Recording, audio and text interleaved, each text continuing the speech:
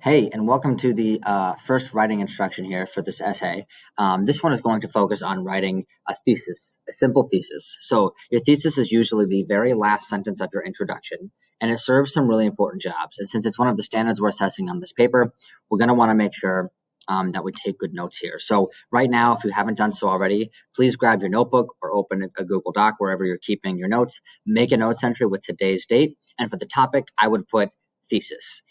Or writing a thesis. I'll give you a second to do that here. Pause the video if you need to, and then I'm going to go ahead and get started. A thesis has some really important jobs. The first thing it needs to do is preview specific main points of your argument in the same order they'll be presented. So if you're going to tell your audience about points A, B, and C throughout your paper, if those are the order your body paragraphs are going to come in, then your thesis should preview that information in that same order, A, B, and C. You don't want to put it out of order because that's like making a roadmap that doesn't match the road. Your reader's going to be a little bit confused if you tell them to expect things to go like this, and then they actually go like that, right? So we want to give people a good idea of where we're headed. The second thing a good thesis should do is avoid feeling like a formula. We don't want to be really boring and make sure that all of our theses sound the same. That gets tiresome.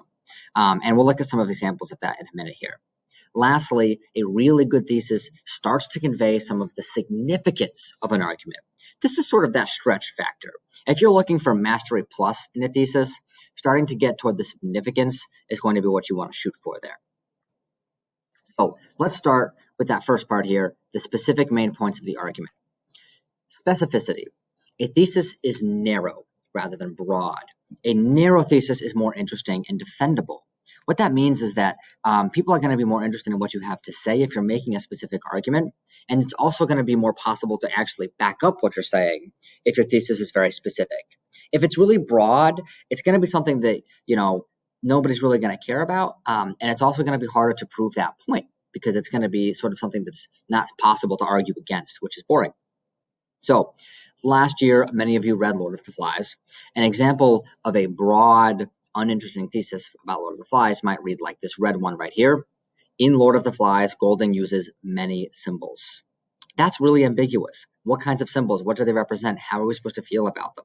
Sure, he uses symbols. Who would argue against that?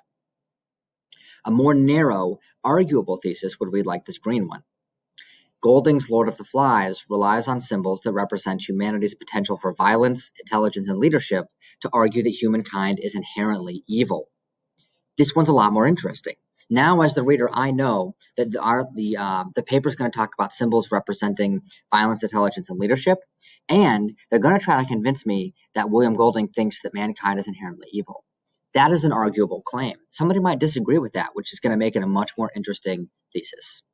So that's the first part, specificity, and it needs to be arguable.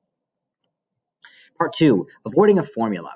So a lot of times we learn to write these three-pronged theses, right? Things like school lunch should be free because not everybody can afford it. It makes things more equal and it helps students learn better, right? Like that three-pronged thesis. Things should be like this because of A, B, and C. There's nothing wrong with that when you're starting out, but as we become better academic writers, we want to start getting a little bit more creative and having more interesting theses. So here's a boring formulaic thesis. The causes of the Great Depression were irresponsible use of credit, the crash of the stock market, and bank failure, right? This is the thing that happened. These were the three causes. If we're looking to get mastery plus in a thesis, we're going to want to get more creative. Something like, from irresponsible use of credit to bank failure, the roots of the Great Depression were deep and difficult to pinpoint, but had lasting results that impact our economy today. So what I did here to make this more interesting was I switched up the order a little bit. I used like a phrase that goes like from this to that, right? And lastly, I started to do that thing from the first slide here to talk about the significance a little bit, the so what factor, by writing, they had lasting results that impact our economy today. So why should my reader care about this? Why should they be interested? Because it still matters today. We ought to learn from these lessons. Okay.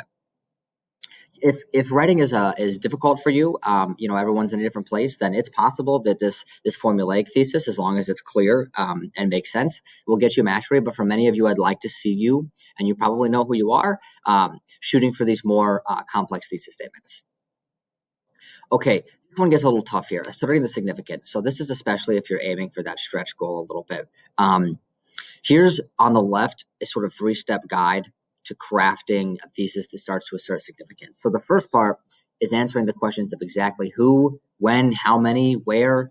Use the context to make your thesis specific. The second part is using a debatable phrase. The more debatable your thesis is, the more interesting your paper is going to be. So phrases like does or does not, should or should not, highlights, ignores, those are great places to start with coming up with a debatable phrase. Lastly, you want to finish with a phrase like this that helps indicate that significance. Proving that, resulting in, reminding us, making the reader doubt.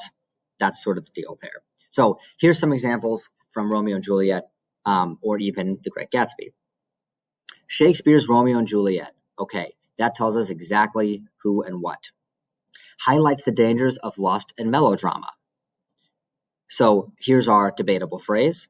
It's arguing that the text is mainly about the dangers of lust and being melodramatic, something that a person might completely disagree with. Here's our significance. Asking the reader to question whether love or lust is more powerful. Why should we care as readers? Because this is a big question. This is a big thematic issue. So this is specific, it's creative, it gets to the significance, and it's debatable. This is a super strong thesis. An example 2 here, this is about, sort of pretending like this prompt was about alcohol, which is not one of your 3 prompts, so you cannot use this argument. But again, look for these 3 stages here: exactly who and what, a debatable phrase, and explaining the significance.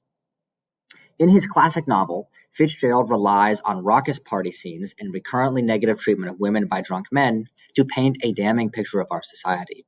His novel challenges our understanding of America's dangerous relationship with alcohol. So this one is 2 sentences. Sometimes a complex, strong thesis is more than 1 sentence, and that's okay. We want to avoid long, sprawling, unclear theses. I'd keep it to 2 at the most. Ideally, you can fit it into 1, like example 1 here. But if you're trying to say a lot of things, if it's a long paper, you might end up with an example like number 2 here, where it takes you 2 sentences to get to what you're trying to say. So it tells you exactly what, right? Fitzgerald's classic novel. It tells you exactly what things I'm going to preview in the text: raucous party scenes and negative treatment toward women by drunk men. And then it makes really the argument and the significance, right? He's painting a damning picture of society. He's got something bad to say about American society, and he's challenging us as American readers to think harder about America's relationship with alcohol, at least, in the time period that the book takes place. These are super strong theses. So what I want you to do now is go back to the 3 prompts, right? Hopefully you picked one of your prompts and you've got your journal entries ready over there for your own Gatsby essay. And I want you to go ahead and write your thesis. There will be a spot for this on Unified Classroom. I'll need you to write your thesis and then go ahead and submit it. And we might start talking about outlining and figuring out what the rest of your pre-writing is going to look like. Okay, go to it.